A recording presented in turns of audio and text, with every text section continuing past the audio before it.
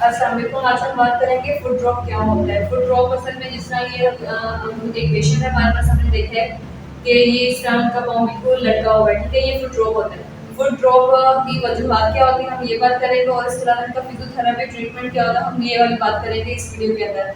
सबसे पहले बता दो फुट ड्रॉप होता क्या है। फुट ड्रॉप में क्या होता है कि हमारे डोर्सिफिस मसल होते हैं, ये मसल जो यहाँ पे अटैच होते हैं फ्रंट और लेग पे अटैच होते हैं सारे, ये अपना काम करना छोड़ देते हैं। जब ये अपना काम करना छोड़ देते हैं तो हमारा जो फुट होता है ना, पाँव जो होता है बिल्कुल ऐसे लटक जाते हैं नीचे की तरफ, क्योंकि ये अपना काम करना छोड़ देते हैं। ये क्योंकि इन्होंने अपने पाँव ये मसल जहाँ पे लगे होते हैं उन्होंने पाँव को ऐसे करके रखा होता है, बिल्कुल टाइट रखा होता है, जिसकी वजह से हमारा पाँव जो होता है वो मूव करता होता है। लेकिन जैसे ही कि आप मसल अपना काम करना छोड़ देते हैं तो पाँव बिल्कुल हमारा ऐसे गिर जाता है, नीचे की तरफ लटक जाता होता है, ठीक है। इसमें क्या होता है कि अगर हम फुट ड्रॉप के साथ चलने की कोशिश करते हैं तो हमें हमारे गिरने के जो चांसेस होते हैं ना वो ज्यादा होते हैं।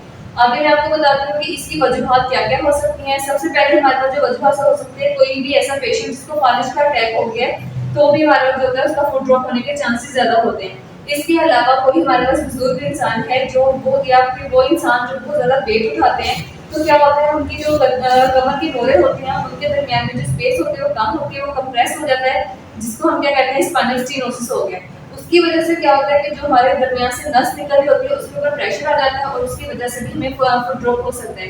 इसके अलावा कोई यंग जनरेशन का बच्चा हो जिसकी एज 30 प्लस हो जाए हो और उसको एक्सीडेंट हो जाए, एक्सीडेंट होने की वजह से क्या होता है उसकी जो डिस्क होती है मोरों की वो बाकी की तरफ आ जाती है, जिसको हम डिस्क प्रोट्रूजन कहते हैं। वो भी हमारे साथ वाली जो नस गुजरी होती है उसके ऊपर प्रेशर डालती है, उसकी वजह से भी फुट ड्रॉप हो सकता है। इसके अलावा कोई भी नी की या फिर हिप की सर्जरी हुई होती है, क्योंकि जब की सर्जरी होती है तो बिल्कुल सांस हमारी नस गुजरी होती है, हल्का सा वो भी टच हो जाए तो उसकी वजह से फुट ड्रॉप हो सकता है। या फिर हमारे जो हिप के ऊपर इंजेक्शन लगाया जाता है तो बिल्कुल मसल्स के ऊपर इंजेक्शन लगता है, उसके नीचे से हमारी जो नस होती है वो गुजरी होती है, वो भी हल्की सी टच भी हो जाए तो भी मतलब फुट ड्रॉप होने के चांसेस ज्यादा हो जाते हैं। अब मैं आपको बताती हूँ इसकी फिजियोथेरेपी एक्सरसाइजेस कौन कौन सी होती हैं।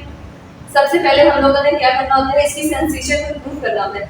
हम लोगों ने इनको टच कर करके देखना होता है कि जब फुट ड्रॉप हो जाता है, क्योंकि इसमें नस का वर्कआउट होता है, जब नस वर्क नहीं कर रही होती उस बंदे को कोई भी सेंसेशन नहीं आ रही होती, तो सबसे पहले हमने क्या करना होता है सेंसेशन इंप्रूव करनी होती है। या तो हम लोगों ने बार बार टच करना होता है, या अपने फिंगर से टच करना होता है, या फिर हमें हमारे पास पिन होती है, पिन से हमने टच करना होता है, या फिर कॉटन लेनी होती है, कॉटन से हमने बार बार टच करके देखना होता है। ये हमने काफी दफा करना होता है ताकि उनकी जो सेंसेशन होती है वो इंप्रूव हो सके। ये हमारा पहला ट्रीटमेंट था। दूसरा ट्रीटमेंट में हमने क्या करना होता है, इनको हम लोगों ने मूवमेंट करवानी होती है, यानी पैसिव मूवमेंट करवानी होती है। हमने खुद अपने हाथों से बार बार ये मूवमेंट करवानी होती है। हमने हर घंटे बंद करनी और हर घंटे में हमने 15 से 20 मिनट के बाद हम लोगों ने बार बार ये वाली एक्सरसाइज करवानी होती है, ताकि इनकी ये वाली जो मूवमेंट होती है ये हम लोग गेन कर सकें। इसके अलावा क्या होता है कि हमने इनकी जो पोजीशन होती है वो ठीक करवानी होती है। फुट ड्रॉप में क्या होता है उनकी लेग बिल्कुल इस तरह गिरी हुई होती है, तो हम लोगों ने क्या करना था इनको सपोर्ट देके इसकी जो पोस्चर होता है बिल्कुल ठीक हमें करवाना होता है, ताकि इसके पोस्चर में कोई मसला ना हो सके।